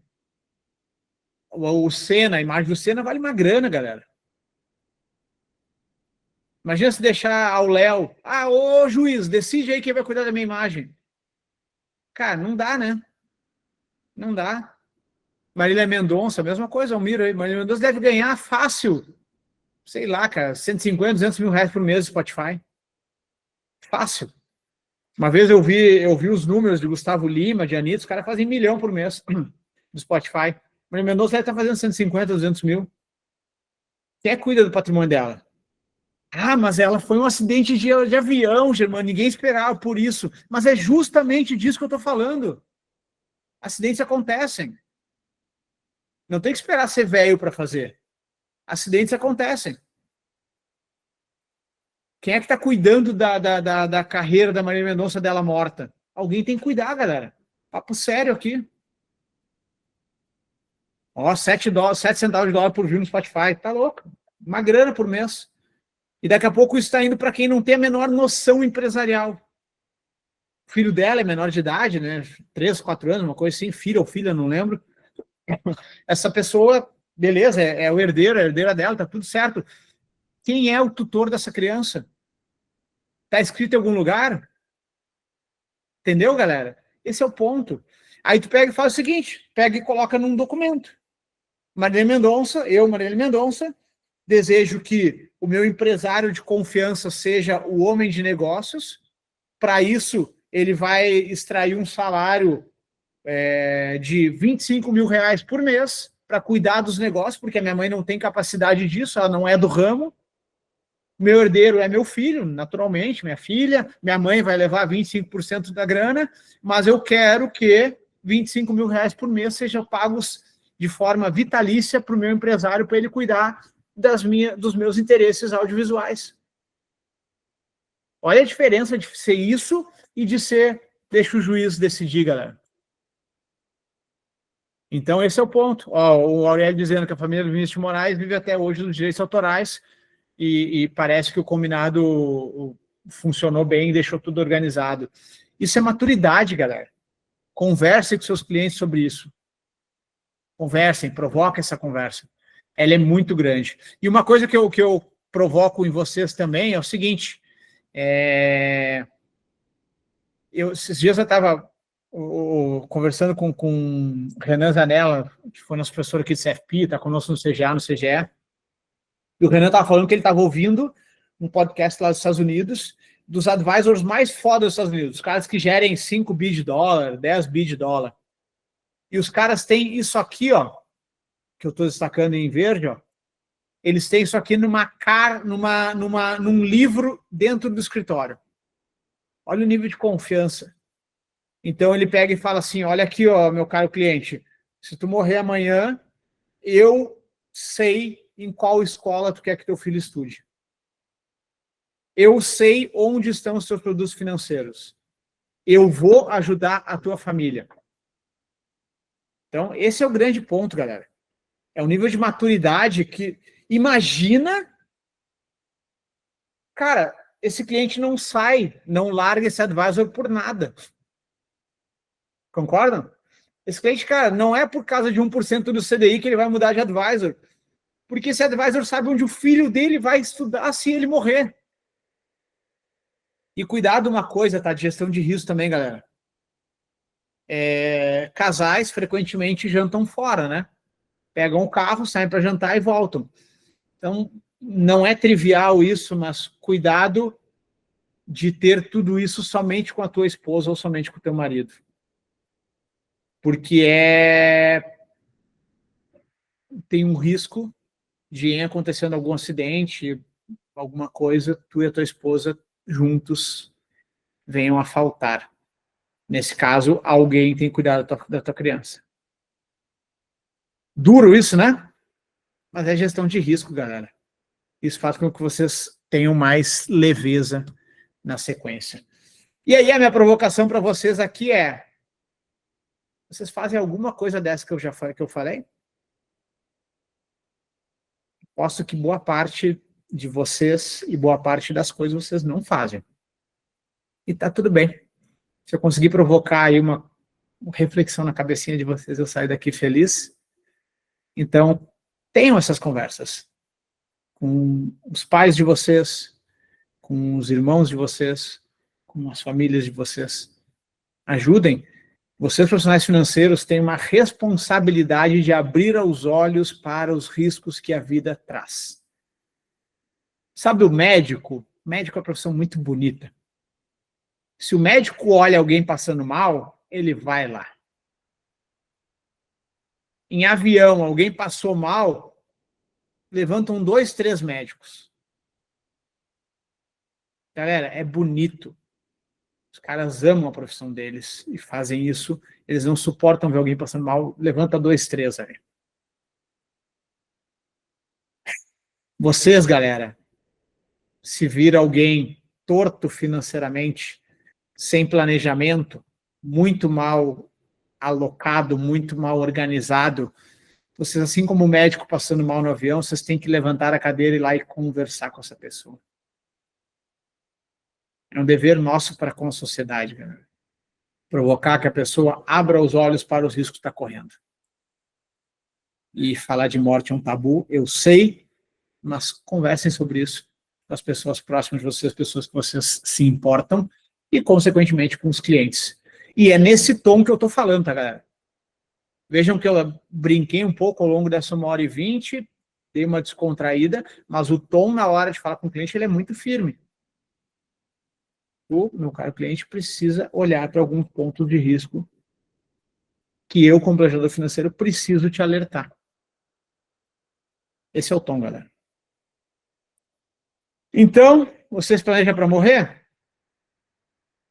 Provavelmente não, né? É um tabu da nossa sociedade.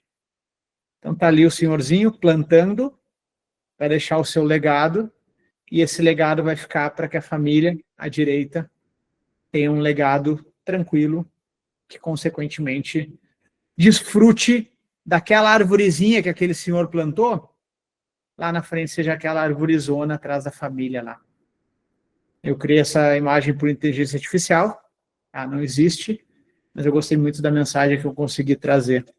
Que aquela arvorezinha na mesa do senhor seja a arvorezona nas costas de uma família feliz, desfrutando do legado. E não todo mundo brigando, todo mundo em guerra. Imagina, Gugu, 5 anos para suceder o legado do cara. R$1 bilhão e o dinheiro não conseguiu trazer paz, porque não foi bem feita a conversa sobre morrer. Tudo bem, galera? Gostaram dessa 1h23 investidas aqui nesse tema? Essa foi a primeira das nossas várias aulas práticas, que a gente está chamando de laboratório prático. A galera do CFP está aí no período entre safras, né? A prova de outubro aconteceu, a próxima é lá em abril. Então não tem sentido eu trazer aqui o pé da letra de lei para vocês olharem lá para abril. Então a gente está trazendo, vai trazer semanalmente temas vivos como esse, que são sim de prova de CFP, mas são para vocês atenderem melhor o cliente, são para vocês serem profissionais e pessoas melhores. Então a gente vai toda quarta-feira trazer, e a ideia que a gente teve é, por que não estender esse convite para a galera do MBA? Então a Aninha, por exemplo, que está no MBA, Almiro, por exemplo, que está no MBA, você vê que o Almiro foi aluno da CFP também, né? Então poderia estar aqui pelo CFP, mas enfim, que é aluno do MBA, então a gente decidiu estender esse convite também para a galera do MBA, então sempre que puder, nas quartas-feiras estaremos aqui trazendo aulas bem legais, bem bacanas mesmo. Então divirtam-se, toda quarta-feira estaremos ao vivo aqui. Obrigado pela audiência de todos aí. Deixa eu ver algumas perguntas aqui do chat. O Mate perguntando CGE. CGE, Mate, vamos lá, ele é uma evolução do CFG, né? CFG é Fundamentos de Gestão, é a base. Aí tu pode ir para o lado de CGA, que é Gestão de Ativos, ou CGE, que é Gestão de Estruturados. É para ser gestor de fundos estruturados. Então, pô, quer trabalhar na Quineia, quer trabalhar em fundos diferentes aí, é uma certificação bem legal. Ela é bem técnica e pode sim ser não só uma carreira de gestor de estruturados, bem como um caminho aí de estudo para quebrar a cabeça com bastante coisa bem técnica lá que a certificação traz, tá bom? Para ti, por exemplo, que já fez o CFP, eu acho que pode ser um caminho bacana. Para quem não fez o CFP ainda, eu iria de CFP antes do CGE, tá, galera? O CFP ele ensina mais esse ensejo de cliente. Então, o Almiro já tem CFP, beleza, mas, pô, a Aninha, por exemplo, não tem CFP. Eu não olharia para o CGE antes do CEA e antes do CFP, por exemplo, tá? Que um caminho é uma certificação mais específica, de mergulho mesmo. Vamos lá. O Lucas Duarte sugere treinarmos com nossa família, amigos, pois não é fácil entrar com clientes, conversa eventualmente sobre isso com os clientes, mas confesso, não é fácil. Não é fácil, Lucas. Eu falo disso há 11 anos, cara, então eu adquiri uma naturalidade. Mas pode ter certeza, Lucas, a primeira vez que eu falei sobre isso, lá na minha mesa no Citibank, quando eu era gerente Citigold, não foi fácil. Então, ao ver tantos cases, ao estudar, o estudo é o superpoder dos adultos, ele me dá confiança. Hoje pode me colocar na frente de qualquer cliente que eu falaria nesse nível. Não atendo mais clientes hoje, mas eu falaria tranquilamente, colocando o dedo na ferida mesmo. Perguntas, e aí eu fui aprendendo, né, com o tempo, pegando prática, pegando confiança, e eu fazia perguntas, por exemplo, fiz já, olhando no olho do cliente, dizendo, tu e a tua esposa têm um filho, né? Ah, sim. menina de 3 anos. Você sai para jantar de vez em quando? Ah, saímos. O que você gosta de comer? Pizza. Pizza, a gente gosta de sair para jantar pizza.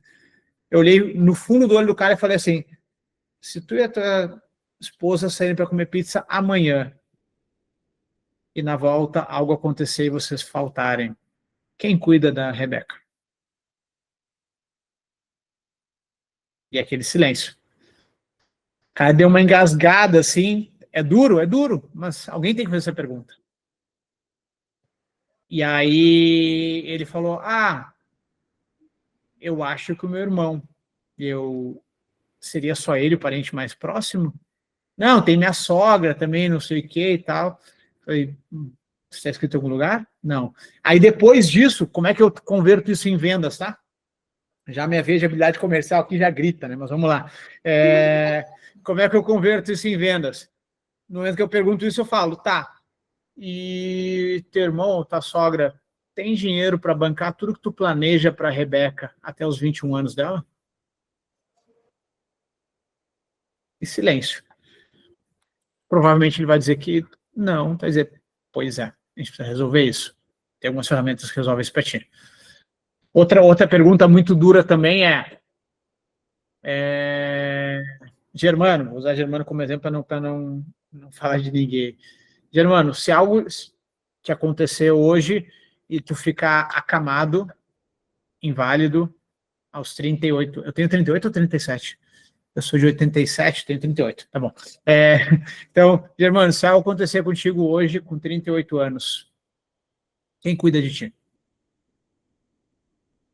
Aí eu vou responder, pô, minha esposa, minha mãe, beleza. Quanto custa, tem ideia? Um home care hoje? Uma equipe de enfermagem para te cuidar 24 horas por dia. Quanto custa? 14, 15 mil reais por mês. Ok. Tu tem conforto de deixar 15 mil reais por mês na conta da tua esposa pro resto da tua vida? Se o cara disser que tem, ele não tem coração, tá? Na hora ele comprou um seguro de vida. Na hora. Não tem como sair dessa conversa sem comprar um seguro de vida. Eu garanto para vocês. Não tem como sair dessa conversa sem comprar um seguro de vida. Porque é o seguinte, tá? Na média, o cliente que não é para seguro de vida é o perfil do Germano. Ou melhor, o perfil do Germano de 6 meses atrás, né? Agora minha filhinha está na barriga. Mas antes de concebermos a Maria Tereza, minha esposa não depende de mim, minha mãe não depende de mim, os cachorros dependem. Então, minha mãe não depende de mim, minha esposa não depende de mim financeiramente, eu tenho uma reserva financeira legal, então, teoricamente, eu não sou cliente para seguro de vida, concorda? Mas o meu raciocínio se eu ficar inválido amanhã, provavelmente eu vou viver mais uns 40 anos. 40 anos de 15 mil por mês é bastante, né? Então, eu tenho que ter um seguro contra invalidez.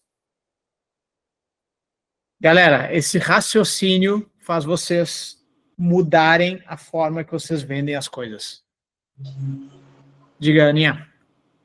Professor, no caso que nem você falou de seguro de vida, em caso de invalidez, mas se você tiver uma previdência, já cobre? Como que é? Previdência não é cobertura de risco, né, Aninha? Então, se eu tiver uma previdência, eu só tenho a opção de resgatar a previdência. Só tenho a opção de resgatar a previdência, mas eu não tenho um valor maior do que o que eu pago. Um seguro de vida, por exemplo, eu posso comprar uma pólice de R$1 milhão, R$1,5 milhão por 4, 5 mil por mês, eu compro uma pólice desse tamanho. Então, previdência não. Para ter R$1,5 milhão em previdência, eu tenho que ter colocado R$1,5 milhão em previdência. Ou colocado 1.200, deixar o tempo render, entendeu? Mas são coisas diferentes. São coisas diferentes. Se tu calcula aí 45 anos para frente, imagina que eu viva até os meus 78, vamos supor, 40 anos para frente. Se colocar 40 anos para frente a R$12 mil por mês, que é um home care hoje, a minha avó faleceu em 2023 e ela custava perto disso. É caro, galera, é caro, é bem caro, é bem caro. Então, é o tipo de coisa que eu não quero deixar essa conta para ninguém, entendeu? Então, eu tenho seguro. Fala, Gabriel. Obrigado pela pergunta, Aninha. De nada. Boa noite, Germano. Tudo bom? Mesmo, meu parceiro. Eu anotei aqui que eu deixei você acabar para poder perguntar, né? Se uma conta corrente tem 2 titulares, falece o primeiro ou o segundo, o outro não pode mexer. Legalmente falando, não. Legalmente falando, não. Tá. Só o inventariante com alvará judicial. Entendi. E se, por exemplo, ele tiver um seguro de vida para um terceiro que não é um familiar, alguma coisa, a família pode intervir nisso aí ou não? A seguradora vai cumprir o que estava na pólice. Na pólice. Então, vamos Acabou, supor, né? eu tenho aqui a minha senhora, eu tenho minha filhinha que está na barriguinha, e eu quero deixar um seguro de vida de R$200 mil para o Gabriel. A seguradora, ela só vai ter a informação de que o Germano morreu e ele tinha pedido para pagar R$200 mil para o Gabriel. Como é que a seguradora vai ter essa informação? Se tu bater lá na seguradora e apresentar meu atestado de óbito. Então, por isso que geralmente se pede um nexo causal, né? Eu preciso ter alguém ali que eu entendo que vai saber, vai estar perto de mim, né? E aí o seguinte, né, Gabriel? A orientação, assim, padrão ouro, tá? É que o seguro de vida não venha a ferir a legítima. Tem um artigo do Código Civil que ele fala que o seguro de vida não se comunica com a herança para todos os fins, inclusive para dívidas. Beleza. Só que esse artigo do Código Civil, ele vai contra o direito constitucional, que é o direito da herança. Então, por exemplo, se eu sou um cara de R$1 milhão e deixo um seguro de 5 milhões para ti, por exemplo, concorda que eu meio que estou machucando a minha família? Então, sim. Legalmente falando, pode dar barulho. Pode, não é que vá dar. A seguradora vai te pagar, tá? Mas talvez se meus herdeiros forem atrás, pode ser que algum juiz perceba que ali tem um exagero no seguro. Na Previdência também, mesma coisa, tá? Pode ser que algum juiz entenda que é um exagero. Então, quer jogar dentro da bola, bonitinho, padrão ouro de planejamento sucessório? Se eu sou um cara de 1 milhão, eu quero, sei lá, te agradar um primo, alguma coisa assim, faz um seguro de 450 pau ali que não vai dar problema, entendeu? Tanto é que eu tenho um bebê pequeno, né, e tá vindo outro já. Que legal, Gabriel, parabéns. Eu fiz um segundo seguro e aí depois da aula de hoje eu tô pensando em colocar o meu irmão, né, que nem, por exemplo, acontece alguma coisa comigo com a minha esposa Renata aqui, meu irmão já é maior de idade, ele pode tocar isso aí, né? Seria uma forma correta, né, para isso aí. Perfeito, é bom, né? Se tu tem alguém de confiança, assim, que organize, que tu confia que vai cuidar do teu filho, tu confia, cara, é dormir tranquilo, entendeu? Porque senão aí poderia ir para sogra ou para minha mãe, né? São pessoas mais idosas, essas coisas aí não. No momento que tu deixa, vamos supor, tá? O seguro de vida, assim como o testamento e assim como a previdência, eles são desejo. O que eu quero dizer com isso? Quando eu assino o seguro de vida, eu desejo que esse dinheiro vá para o Gabriel, ok? Quando eu assino uma previdência privada, eu coloco lá beneficiários, eu desejo que a previdência vá para o Gabriel. Quando eu coloco um testamento, eu desejo que entendeu? É um desejo. Para ser executado, essa pessoa precisa ser capaz de receber isso quando eu morrer. Então, o que acontece? Às vezes as pessoas colocam, né?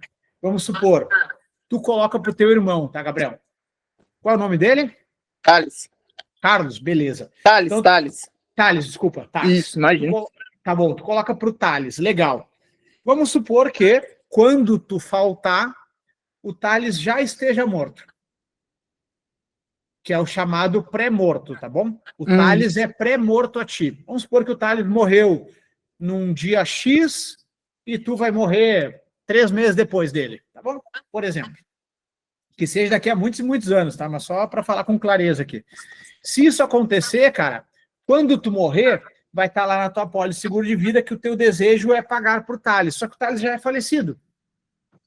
Nessa hipótese, aí o seguro vai atrás dos herdeiros legais. Vai para a esposa dele. Não vai para a esposa dele. Vai para os teus herdeiros.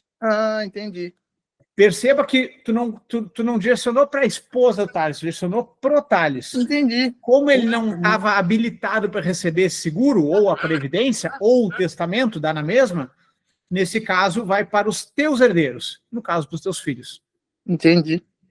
Ganhei uma consultoria, hein? De graça.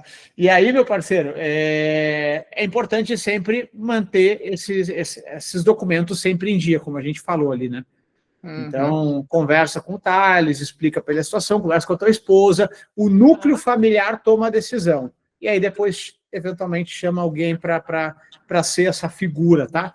Ó, vamos colocar minha esposa, vamos colocar no testamento aqui, tudo bonitinho, que o Thales vai ser o curador dos nossos filhos. Por quê? Porque, cara, é treta, entendeu? Se não deixar isso escrito, é treta. Vai saber se é tua sogra, se é tua mãe, se é tua avó, se é tua bisa, sei lá quem que que o juiz vai ter conforto de entregar teus filhos, entendeu? Então, é melhor ter esse conforto em vida. Vai acontecer alguma coisa? Não, tu vai longo prazo, tu vai ver teus filhos crescerem, ter neto, tá tudo bem, mas escrever custa pouco, entendeu? Então, fica esse debate aí, essa Boa. reflexão. Obrigadão, hein? Bora, meu parceiro.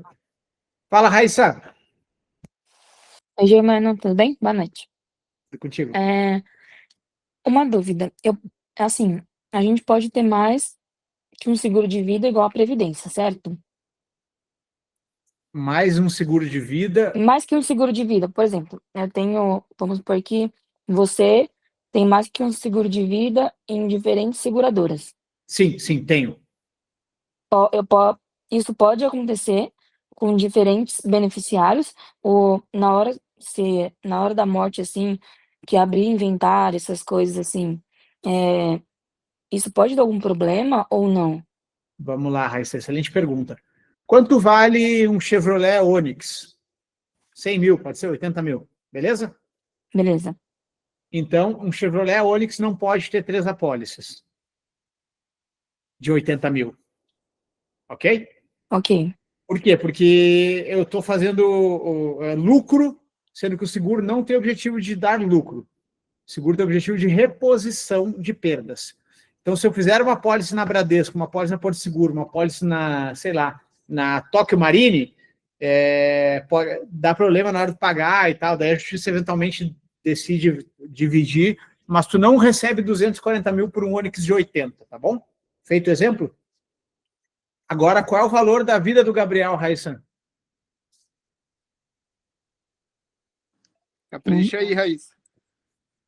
Não tem valor, né? Não tem valor, exatamente. Então, diferentemente de um bem, que eu consigo dizer quanto vale meu apartamento, eu consigo dizer quanto vale o meu carro, a vida não tem preço.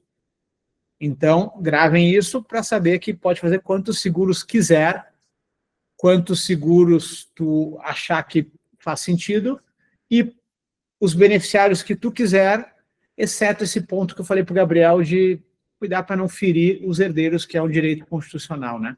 Então, tu quer deixar ali até 50% é muito tranquilo, deixar para quem tu quiser, tranquilaço. Quando passar de 50% do teu patrimônio total, aí é bom que deixe isso muito claro. Inclusive, se tu quiser deixar para, sei lá, para um primo distante que tem muito carinho contigo, tal.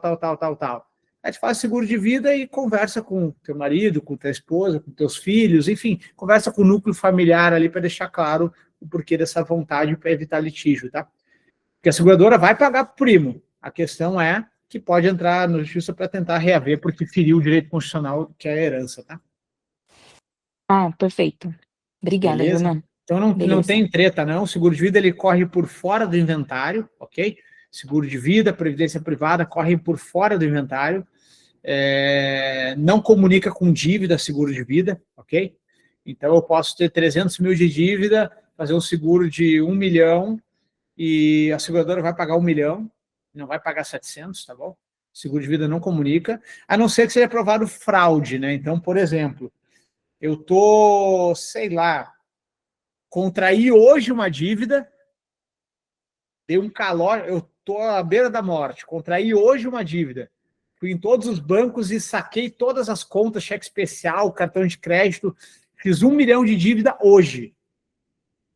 E também hoje eu contratei um seguro de vida. E amanhã eu me jogo na frente de um carro. Aí pode ser que os bancos consigam, de alguma maneira, quebrar esse negócio, porque houve uma má fé, né? Mas um seguro contratado certinho, em sã consciência, eu contratei o seguro hoje, sei lá, daqui a 30 anos eu me endividei, qualquer coisa assim, o pagamento inteiro, ele é feito fora de dívida, tá? Fora de dívida, fora de inventário, não comunica nada, é lindo, é um excelente instrumento, sim, senhora. Beleza, Raia? Beleza, brigadão. Maravilha. Meus queridos, agradeço a noite de vocês aí. Espero que eu tenha provocado algumas reflexões nas cabecinhas de vocês. O Léo perguntou ali para a prova esse assunto cai de forma mais técnica ou de forma mais dia a dia com o cliente. Cara, tem vindo um pouco mais técnica, mas em cases aplicados, ok? Seu cliente quer fazer esse tipo de divisão, o que tu orienta? Aí vai para o técnico. Ou tal pessoa morreu e está com essa estrutura familiar, como é que divide? Então, é um técnico aplicado. Mas para 2026, a conversa com a Planejar que a gente tem tido é que a prova vai ser ainda mais prática. Vamos ver como virá, mas a prova deve caminhar para ser cada vez mais case, cada vez mais vida real, digamos assim. Ok? O Vitor perguntando sobre novos módulos. Vitor, eu fiz um laboratório no dia, deixa eu ver aqui, a prova foi dia 5, né?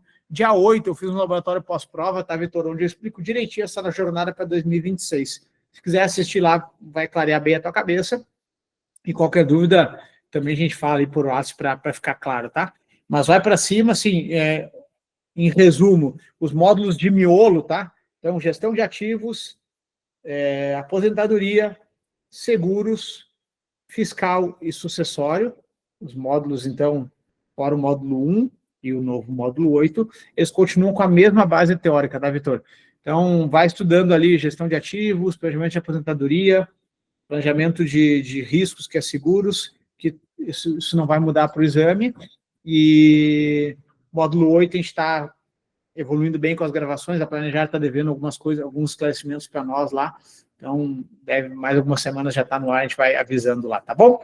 Mas o miolo ali pode estudar sem medo, que é a mesma base lá para o exame de abril de 2026. Beleza? Show, professor, obrigado, viu? Valeu, meu parceiro, vamos nessa, a gente só larga a CFP, tá? Porque aqui, não importa quando vai ser a decisão, vai ser para abril, show de bola, a gente vai estar junto lá em abril, e se porventura precisar de mais um exame, cara, nosso curso não cobra para renovar, a gente fica com vocês até CSFP.